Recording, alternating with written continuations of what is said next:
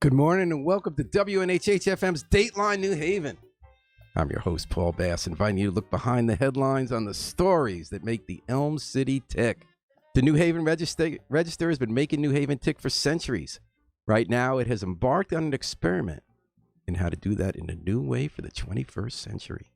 Today, we're lucky to have in the studio two key people behind the controls of that experiment, Register editor Helen Bennett and regional managing editor, John Ferraro. Thanks for coming in, folks. Thank you. Great to see you. Good Glad morning, to be Helen. here. Nice to see you. So now, if you want to read most of the originally reported stories, and Eric Marciano's listening in. Hello, Eric. Thanks for listening. If you want to read most of the reported stories in the New Haven Register online, you need to do what you need to do now with an increasing number of newspapers across the country, pretty much all of them, which is you need to pay. And you do it through a special part of the site called NH Insider. I consider myself one of the first subscribers. I know a lot of people want to feel like they get to be charter subscribers. And so tell us how it works, Helen or John. What is NH Insider? And is anyone confused? Like, how's that different from New Haven Register? NH Insider is a member-only website. And as you noted, it is a pay website now that's different than what the New Haven Register had offered in the past. And it does recognize that the very substantial journalism that we create does have a value, and it does offer people a chance to be members and to be what we consider on the inside. Okay, and if you don't mind, Helen, if you get a little closer to the mic, like you're almost touching it, thank you. So the basic idea, John, is if you want to read stories in the New Haven Register, except for the ones that like the wire stories or the press release that comes over, either buy the paper, you always paid for the paper, or when you go to the New Haven Register, you go to a special part of it called NH Insider, and you pay to do that, to read those stories. And you also get a lot more. The New Haven Register is one of, I believe, 7 daily papers in Connecticut owned by Hearst Media. We're talking Danbury, Greenwich, Stamford, Norwalk, Middletown, Torrington. I love how Torrington's always like the one piece over there. And Bridgeport. Yeah. And so you get those, and as Helen said, they've added a lot. So you started on this paywall. I know it was probably a little nervous, like when you get people to pay on the web. Right. So you get stuff like Coffee with Helen, and you get a little write-up, which I always like every day about what some reporter's working on, like Claire Digner wants this fire exercise to rescue, and here's what we feel like when we do that. So that's sort of the idea, right? Yeah, exactly. So, Paul, you go to newhavenregister.com, and you have the what looks like the regular Register homepage, the way it always looked.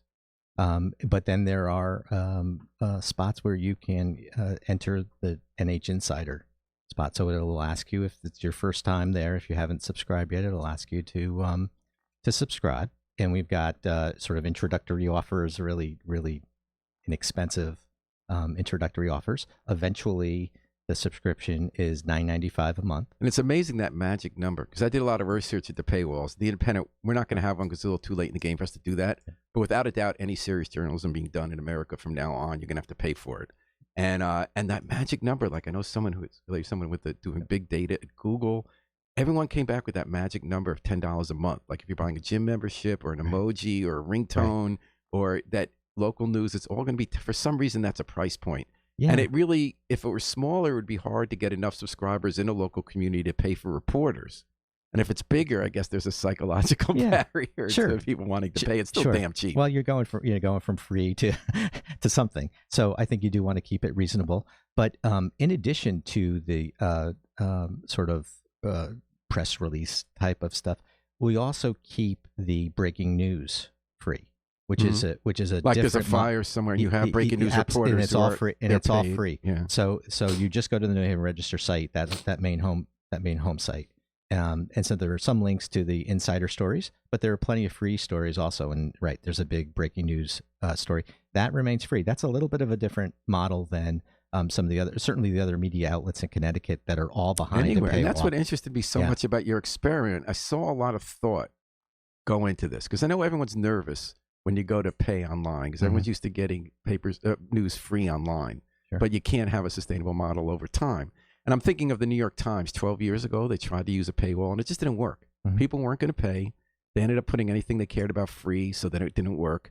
But then something changed a decade later, people started paying for stuff on the web they cared about. And it was no longer how many eyeballs you can get by having a million people see something through search engine optimization. It was like, if you care about it, you're going to pay for it. Now the Times is the amazing success story. Right. Over 3 million people pay to get the Times only online. The Times now has 2/3 or more of its revenue come from readers. And and tell me if I have this right. Yeah, Ed Standard says, go Helen and John. Thanks, Ed. If I'm not mistaken, back when we were all starting in the media, the three of us, and even like as recently as 15 years ago, 85% of the revenue for a typical daily paper came from advertising. That's all shot to hell because of the internet, social media. It's just much more efficient and lower cost to advertise in ways other than attaching it to zoning board stories. Yep. So the trick is how we can get readers to pay for it. And you just brought up something, John, that on the way the Register is doing. So most papers in the country, and I think it's going to succeed over time. You know, the big papers can do it now. The Wall Street Journal, the Times, they have huge mass, and they get a lot of people to pay. Now the bigger or regional papers are starting to do it. I think it's going to succeed after an interim period to figure out how to do it. But as you said, the one thing you do different is it's not all behind a paywall. You're getting people with sort of a lure of the stories that didn't cost a lot to put up, or in the cases of breaking news does, but not as in depth, to try to get them there. How did you come up with that idea? Do you have another model? Is there some paper like in the Midwest or in Montana that does that? No, this was pretty much unique to Hearst, Connecticut, and it's really a twofold kind of strategy. One is, as you said, a lot of times the breaking news stories will be certainly the kinds of stories that are covered by other media in the area, TV, other print organizations, and so there's not necessarily anything exclusive about them. Now, we may do a story off of a breaking news story that we'll put behind the wall, but the immigrant, like for instance, if I'm not mistaken, the high school student who ICE detained. Everyone kind of had the press release, but Mary O'Leary talked to some people, and I think you put that behind the wall. Exactly. So it's added value. And then Helen talked about that in the New Haven Insider Daily e-newsletter. No, I guess right on it, saying, Mary's covered this a long time, and we're going to bring you behind the scenes, right? And the other thing that you mentioned, newsletters, and as you know, it used to be certainly that folks came to us for their news. They bought the paper and that's the way, or they came to our website. Well, now we have to go to them, and so newsletters are a really key element to that for us. We all are doing it. Everybody's doing it. Everybody's doing it. Twice a day. Right? Exactly. Nothing certainly new in that, but it's certainly a key thing of what we're doing. Part of the insider experience is in your email. You're going to get it. And the other thing you mentioned that I think is really terrific is in each of the 6 main our largest news properties, we are having the editors like Helen write a personal note to subscribers talking about how we got a story, what we're working on, why we Which is a really old-fashioned ideal. It is. Magazines used to do that, and it's sort of like making the publication feel human, and you're connected. Helen, you want to weigh in here? I think because you mentioned the story that Mary did about the Wilbercross student being taken by ICE, that's a very good example. And in the notice through the newsletter that I sent out about it, you likely read it. I'm very careful to try to give a little bit of behind the scenes and a little bit of explanation to readers about why this story is important. I do try not to express my personal opinion about a lot of issues, but I do recognize for readers how important some of them are if it often involves a public policy issue, and in that case, it does. It is an important issue in New Haven, which does consider itself a sanctuary city, but it's also an important issue in the state and in the nation as we look at this issue. Or something that's not as controversial. Claire Dignan went to I think it's North Haven fire training. He talked about why you care about that. I mean, basically, but isn't this all part of a quest to humanize the publication and convince people to pay because they feel like they're part of something, which is sort of maybe journalism is moving there from when we started out in the business, all of us. It was a little more impersonal because you kind of had this print publication that from afar sent it out there and you occasionally heard from a few people. But now you sort of got to connect. I think that's a good point. I think that the making people feel a part of it is very important, and it's also very genuine.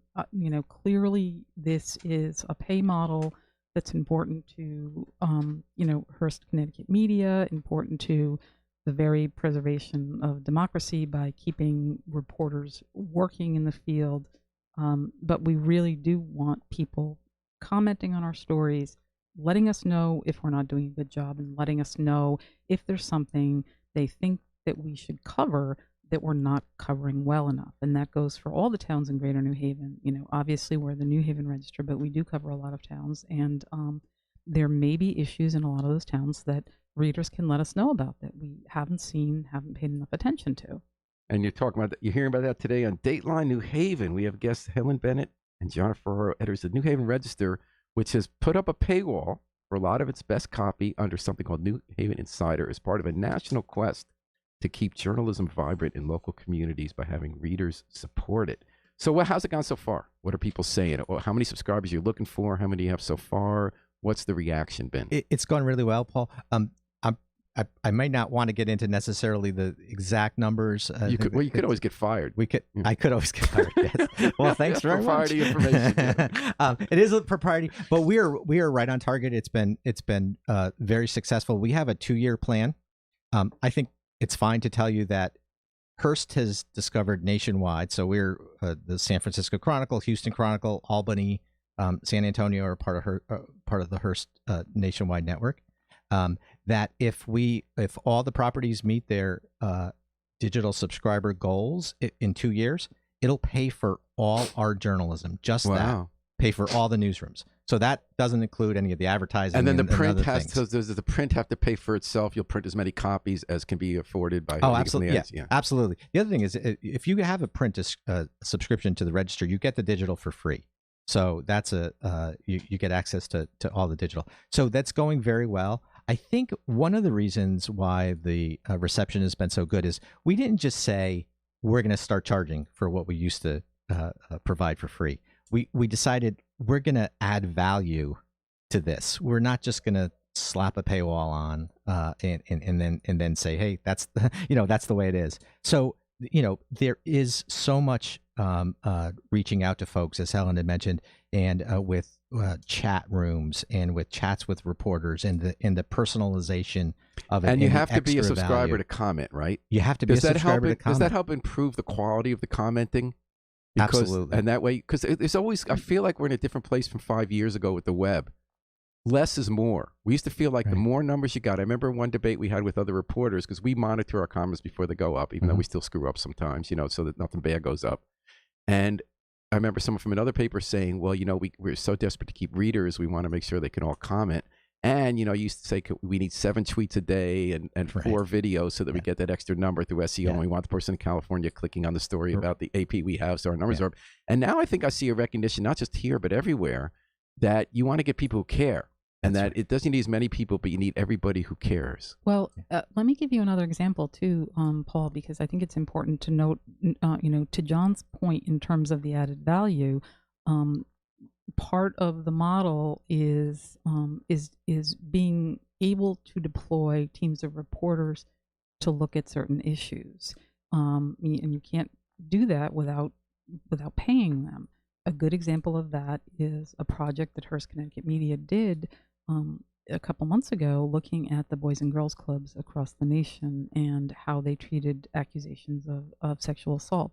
Those stories took thousands of hours of work on the part of Hearst Connecticut Media reporters, as well as hundreds of documents, hundreds of hours of editors reviewing it, travel around the country visiting some of these sites, and very soon after it was published, the reaction was extremely strong, and the Boys and Girls Clubs decided to take action. You can't do that kind of reporting without the wherewithal, the economics behind it. And that you get from being a 7-paper chain, right? You could have people who write something that's relevant to the whole chain and go deep. And that's also an important point too, is that you do on the insider sites have access to 6 of the daily sites. 2 of our dailies are not on the insider. Which ones are those? Model, Middletown and Torrington. That makes sense. And so you do get, for your $9.95 a month, you get access to all of that material. And I really like the Capitol Bureau. I actually think it made a lot of sense, although there is a loss nationwide of Capitol reporters who just cover on their local paper is concerned, like New Haven or Bridgeport, you got a great Capitol Bureau with Ken Dixon and the others, and that really is for every site. You have really good columnists on the state. Bob McCormick says, don't like that you can't read the entire Register story on Facebook. My dad is rolling over in his grave. Bob's father, Tom, was that great sports reporter and crime novelist. So I think what he's saying, but is there anywhere you can read an entire story on Facebook? Facebook always links you. Yeah, you're linked to.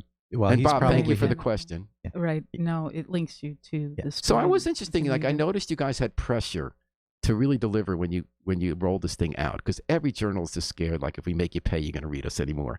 And one thing I noticed in addition to these special projects regionally is I feel like you were trying to up your game with the local reporters. And one thing I thought I noticed was that from time immemorial, Sunday was always the day when you had reporters do the big think piece, the in-depth piece. But I'm seeing a lot more of that.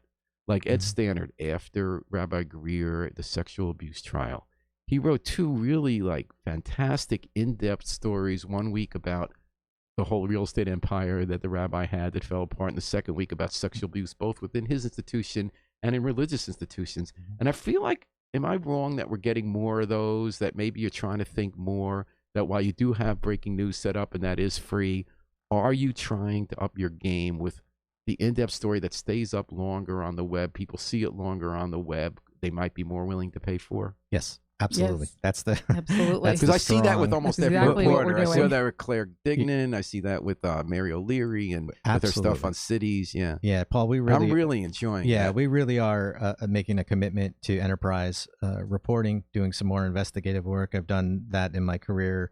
I know you are Hartford Current. I was Hartford Current for a number of years. So, and people like Helen are really doing tremendous work in all our properties. We did a great amount of really shoe leather reporting in Bridgeport after the primary. The Democratic primary. Showed that the election was stolen. The problem, you can't do it in a court of law because you didn't get all 600 votes. Right, but we showed real strong irregularities in the absentee process, which Joe I love Ganim that carefulness. Since I didn't do the story, I can say you showed it was stolen. In the absentee process. But we knocked on doors. As well as anybody, that's what you have to do. You're going to the housing projects in the nursing homes, where the ballots were handed out and people helped fill out, the ballots. And it's true. Every election I've done that, every single person I've interviewed said someone came and filled it out. Right. Yeah. But, so, in Paul, in that case too, we drew from reporters from our various newsrooms to contribute to that story. And part of the goal here for Hearst Connecticut Media is that's part of the entire model, is to have the wherewithal to do that. And somebody from the New Haven Register went to Bridgeport as well to work on that project. And if we need that help in New Haven, that help will come to us as well. So that enterprise reporting that you mentioned is the goal of this. And I think that since the New Haven Register has been part of Hearst, that has allowed the team in New Haven to spend more time doing that. Well, it's nice that you're owned now by a big company that does journalism. You were owned by some hedge funds, which wasn't the nicest. Hearst emphasizes the journalism as most important, and from the top down. And we're talking about that on Dateline New Haven, WNHH-FM. If you want to go on Facebook, you'll see Ed Stannard and Bob McCormick going back and forth about the Facebook issue, and you do that here. We're with John Ferraro and Helen Bennett, editors at the New Haven Register and Hearst Media, about the era of the paywall. So what about the print paper? I know that circulation is down about 80% at most of the dailies, not just here, but everywhere. But you're still printing a paper. And I know that we're an online paper. We're not really paper. And people often say, well, can I get the paper? I want to frame it, I want to see it in my hand. It kind of feels like something real, although it tends to be an older person. Who's reading the print paper? That's an amazing point you just made, because so often you hear from people of all ages when something is online, won't it be in print as well? It kind of feels like it's realer or something, although I think that's going to change over time. It probably will, but it still is extraordinary to me how that is an all ages fact. It remains. But we still care very deeply about our print subscribers. It's a very important part of what we do. And the print subscribers care a lot about the product. So now, what's the newspaper going to be in 5 years? Is it just going to be printed? Because some places have some dailies have gone to 3 days a week. Some have gone online only. It's kind of hard to get enough advertising, I'm guessing, on Saturday and Monday. I could be wrong about that. But I'm guessing that you're still profitable just for the print by itself because you're spending less on that part than you used to. Sure. Yeah. In 5 years, will there be a print New Haven Register just on Sunday? What's it going to look like?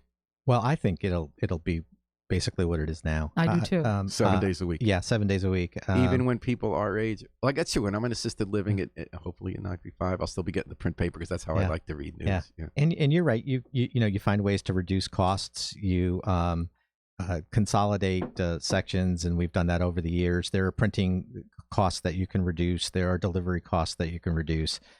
So I think that's the way you go about doing it. I think it is absolutely still profitable. It's a huge financial driver for us.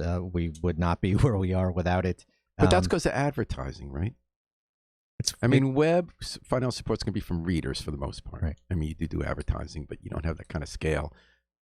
Much more than we have, but not what the New York Times has. But isn't it still advertising that drives print? It's advertising, and the circulation, while it certainly has dropped as it has everywhere, is still significant enough to when you look at across Hearst, Connecticut, it's certainly still significant enough to be a moneymaker for us. So, and to Helen's point, those are our most loyal readers, certainly, and part of what we are trying to do with the idea of giving the free digital subscription with the print subscription is maybe transfer some of those folks. Certainly the common and you can do both. Like the New York Times, I prefer print, but definitely during impeachment or something, I'm on it 5 times a day. And I love the online only podcast. So I think that certainly the perception is, well, they're all older folks who are reading, who are never going to come over.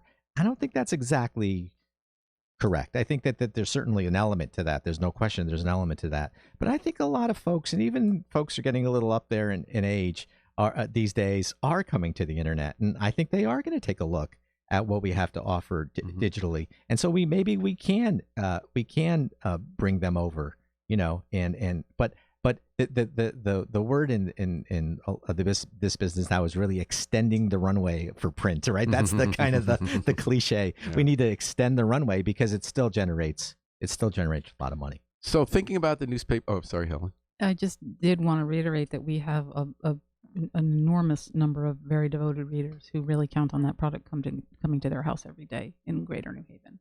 Okay. They're very devoted to having it. And how the newspaper future is going to change also is what's in it. So there used to be this thing called the paper for record, which I believe was always a myth, but it had a function aspirationally. Like you get a little bit of everything. You get the Little League score, and you guys still do pretty much the whole thing of local sports and arts and all that, but less. Every newspaper has less of that. With NH Insider, I'm watching that trend of you focus on what you do best that you can't get anywhere else. So you're getting the really local news, you're getting the investigations and in-depth. Will we see the newspaper of the future be less of trying to be everything supermarket papers, they called it under A.M. Rosenthal's day, in the Times, where you have all this lifestyle stuff that other blogs or sites do very well, or stuff geared to selling car ads or travel tickets or theater tickets? Do you think in the future it's going to be more focused on just the core hard news about a smaller, actually, geographical area than in the past? Well, I think that we are moving towards much more enterprise reporting, less of that kind of paper of record reporting. So while I'll think of an example, while you may in the past have seen, kind of a play-by-play of what the Guilford Zoning Board is doing, now if there are big issues or wide issues in Guilford about zoning, you're more likely to see an enterprise story about that issue. Although the argument always was that the way you get the enterprise stories is by being there at every zoning meeting, but you can't. You don't have enough people. And that is a very good argument. But just because you go to a zoning meeting doesn't mean that you have to write a story about it. So you can go to a meeting. I talked to one of my reporters this morning who went to a meeting in a local town last night, and she thinks she's got 4 or 5 stories out of it. She's got to do some legwork on some of the issues, but she does think that she's going to get a lot of stories about it. Talked to another reporter who went to a meeting last night and stayed there for 3 hours and felt very frustrated when she came in this morning about it. But when she talked it out with me, I understood that it is a good story and it's an issue story. It's not necessarily just a story about that meeting. I've always been an optimist about what the web is doing to journalism, actually. I think it hasn't killed journalism. It's forced us to do it better. And what I'm hearing when I listen to you guys and I read on Edge Insider is you actually think about why stuff matters more. Right. And you're making it count. That's right. No harm in that. How long you been in the business, Helen? About 20 years. How about you, John? 35. How do you feel doing it now from before with all these changes? More fun, really less fun? exciting. Yeah, me too. Really exciting. I call it the golden age. Yeah, because when we do great journalism, we get it in front of so many people now, all over the country, really, in a lot of ways. I mean, it's fantastic and so great. How can you not And love also that? how you tell a story, what I love. So you can go to Story and figure, I'm going to write this story to 7 photos. I'm going to put a video in this one. I'm going to do this one old school with just like 1,500 words of text because I'm going to I'm going to put a poll on it. Yeah. I just feel like there's so many better ways to tell a story, and your readers, like I got to confess something. Some of us who have been online only now for a long time, I'd be scared to death to be back in print because all the mistakes I make, and then they're there. Yeah. Whereas on the web, everyone like says, like on Friday, I went home, I was rushing home and said, hey, you just wrote a really confusing second graph that made it totally contradicted the first paragraph. I was thinking, holy cow, if I was on print, what would happen? How do you like it now, Helen? Well, speaking of Fridays, that's a tough day, as John Fridays are mentioned. tough. But Paul, I love it every single day. I love what we do every single day, and it is an exciting time. And we love New Haven and Greater New Haven, and we love providing news for our readers every single day. I promise to get you out in one more minute. Give me the 10-second elevator pitch why every listener should pony up the small amount of money to be a subscriber to the New Haven Register's NH Insider. Well, I would say because there are great sources of information in the Greater New Haven area, including the New Haven Independent. But you will get stuff at New Haven Insider that you're not going to get anywhere else. You're just not, and that's not a knock on anybody else. It's just the practical reality. And we are better than we've been in a long time in New Haven. The journalism is better. The importance is better. The commitment is better. I think folks really, it's critical if they want to know what's going on in this area to subscribe. How about democracy dies without good local reporting? It costs money. We completely agree with that. All right. So we're agreed. Absolutely. Well, thanks so much for joining us today in Dateline New Haven. Thanks for folks who checked in. Thanks, and Paul. thanks for having us. Thanks to Helen Bennett, John Ferraro, and the miracle man behind the controls, WNHA station manager Harry Droz. We're going to take it out with the Afro-Semitic Experience performing I Wish I Knew How It Would Feel to Be Free from the group CD, A Plea for Peace. This is Paul Bass inviting you to grab a seat and fly free with us all day and all night long here at WNHH, New Haven's home for community radio.